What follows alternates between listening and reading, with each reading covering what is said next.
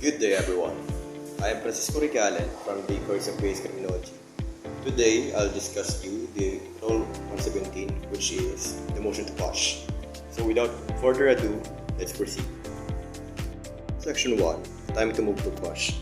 Anytime before entering his plea, the accused may move to quash the complaint or information. In simple summary, you can file a motion to quash or a request to dismiss the charges at any point before you formally enter your plea, before you say guilty or not guilty. In Section 2, Form and Contents, the motion to quash shall be in writing, signed by the accused or his counsel, and shall distinctly specify its factual and legal grounds. The court shall consider no ground other than those stated in the motion, except lack of jurisdiction over the offense charged. In simple summary, the motion must be written, signed by you or your lawyer, and must clearly list all the factual and legal reasons you are asking for the charges to be dismissed. The court will only look at the reasons you list, except for the reasons that the court doesn't have the authority or jurisdiction to hear the specific crime you're charged with. In Section 3, Grounds, these are the 9 specific reasons you can ask the court to dismiss the charges. Number 1, the facts described the charge don't actually make up a crime.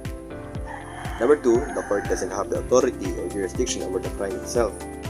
Number 3, the court doesn't have the authority or jurisdiction over you as the accused.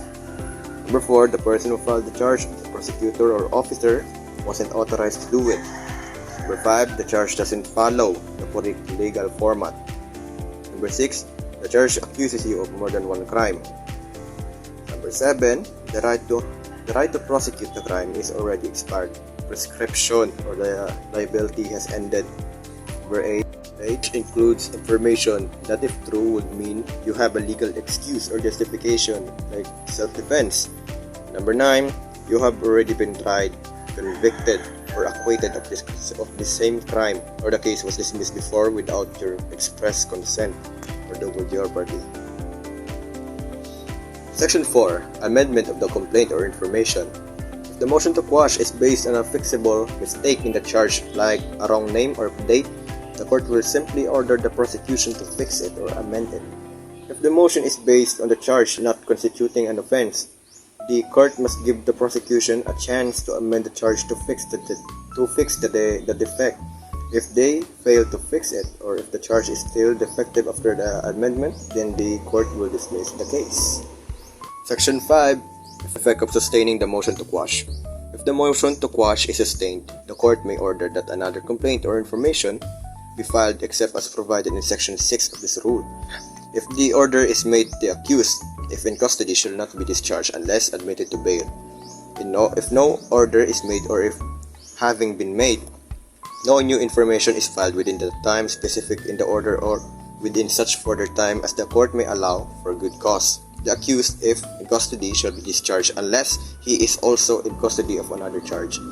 So in simpler summary, if the court grants or sustains their motion to quash, it generally means that the charges are dismissed. The court may order the prosecution to file a new correct charge, and if they do, and you're in jail, you just stay there unless you post bail. If no new charge is ordered, or if the prosecution fails to file a new one within that set time, you must be released unless you're being held for a different charge. Section 6. Order sustaining the motion to quash, not a bar to another prosecution. Exception.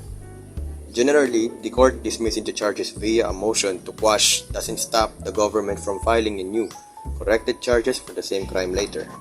If the case was dismissed because the criminal liability was extinguished, Section 3, Paragraph G, or because it was a clear case of double jeopardy, Section 3, Paragraph I, then the government cannot file new charges. Section 7. Former conviction or acquittal. Double jeopardy. This explains the rule of double jeopardy. Once you have been found guilty or not guilty of a crime, or the case was dismissed without your express consent by a proper court after a valid charge, and you have already entered your plea, you cannot be prosecuted again for the same crime or any related crime like an attempt or a lesser excluded crime.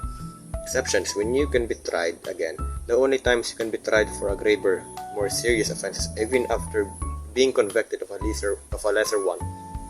The more are the more serious acts. The more serious facts like a death developed after the first case started. The facts for the more serious crime were only discovered after you had entered your plea in the first case.